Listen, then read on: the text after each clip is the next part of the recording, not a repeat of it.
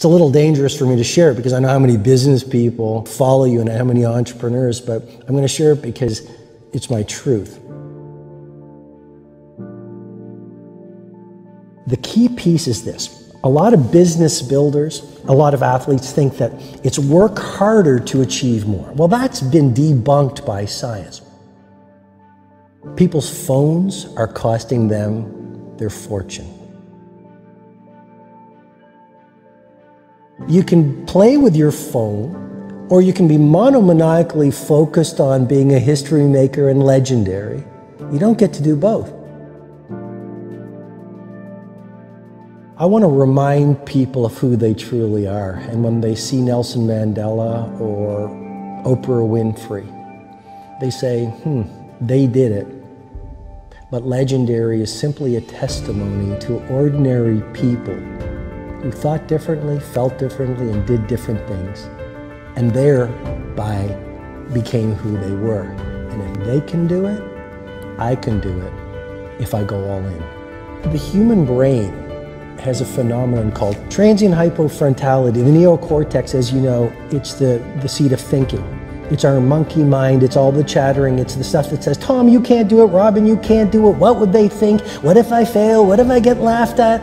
That's all the neocortex, it's the crown jewel of brain development. Not our primitive brain, crown jewel. But there's no genius in there. Now here's what I mean. When we get away from distraction, and we find our Menlo Park, or we go work in a quiet place, and we get lost, the neocortex actually shuts down. That's why it's called transient hypofrontality. For a short period of time, our thinking shuts down. The whole model is in the book. And we actually go from brain waves at beta, down to alpha, down to theta, and maybe even delta. And we stop thinking and we go into flow. In other words, the advanced minds of the world, the great geniuses, Galileo, Da Vinci, Steve Jobs, they weren't in the neocortex. They got away from the world for bursts of time, which allowed them to access the human capability we all have to get into flow state and access insights that they went out in the world and then executed on with a world-class team, which totally changed the game. The very nature of being a disruptor and a leader means you're not a follower. And if you're not a follower, then you're not buying the Kool-Aid that society sells you. If you're not a follower, you're not like this all the time looking for likes. If you're not a follower, you dress the way you want to dress. If people criticize you, yeah, they criticize all the great ones. 5 a.m. Weird. Who does that? Why not sleep?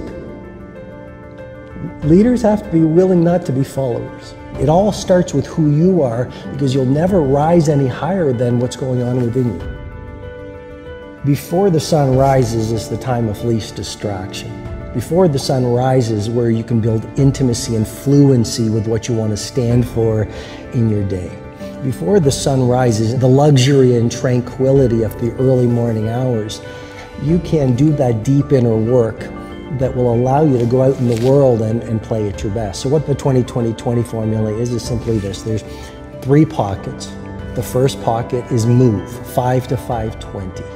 And you get into the sweaty exercise because, like I mentioned, it releases neurotransmitters, it reduces the cortisol, it increases your metabolic rate, which gives you more energy. So now it's 5-20. Fundamentally, you feel different. You have energy. Your state is strong. You've got a fire in your belly, and you've accelerated your focus.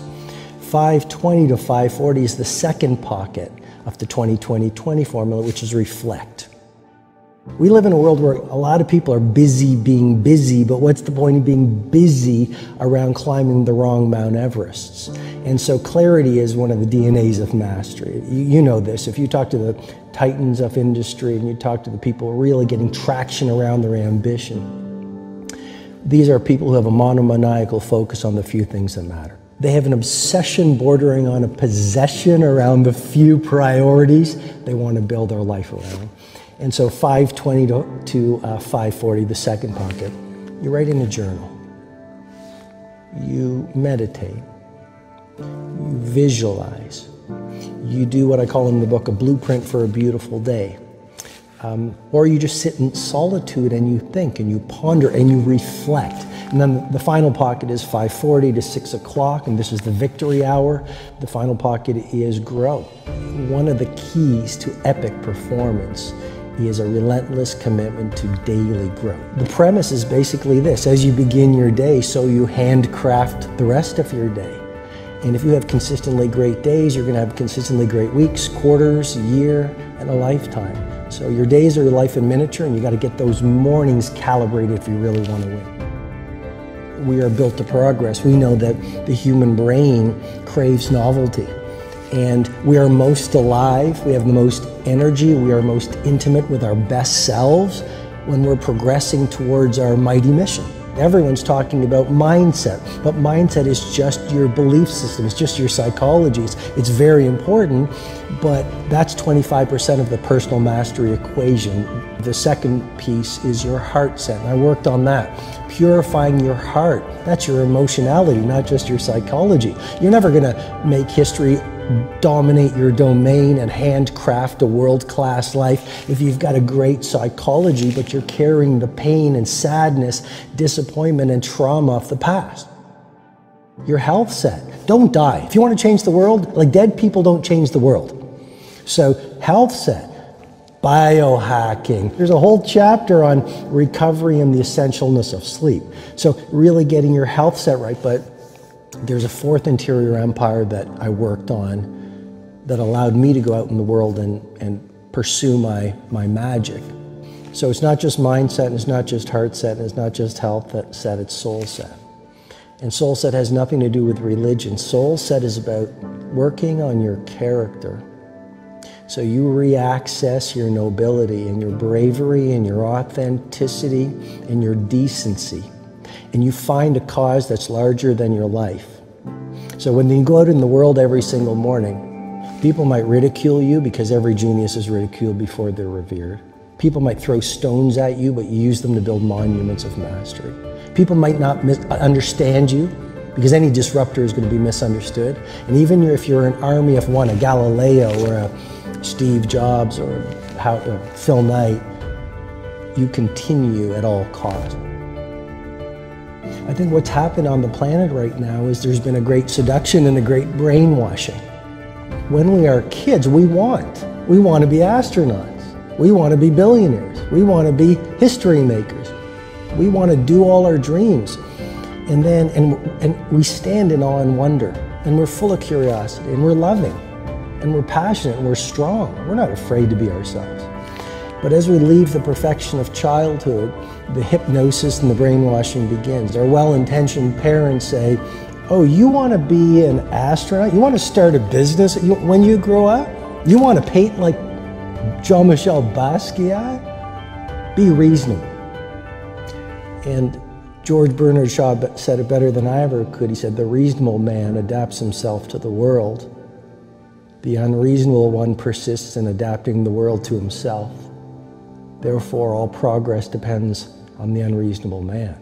Our parents give us limitation based on their limited psychology and their emotional patterns that they learned from their parents. Then we go to school and we're taught to live in a box, think in a box, dress like everyone else. Don't sing too loudly, don't dream too big, don't be too passionate. And then our peers do the same thing to us. And then society says, oh, genius is the realm of genetics, not everyday people, which has been dismissed by some very good science.